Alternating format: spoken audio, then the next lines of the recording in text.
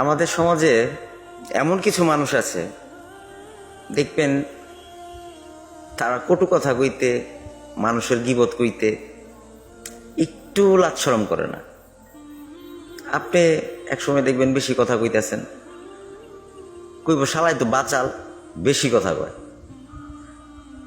আবার যে কম কথা কইবেন, শালাই তো বাব লয়ে চলে, কথাও কয় না, বেশি এড়ান হয়ে গেছে কেমন হয়।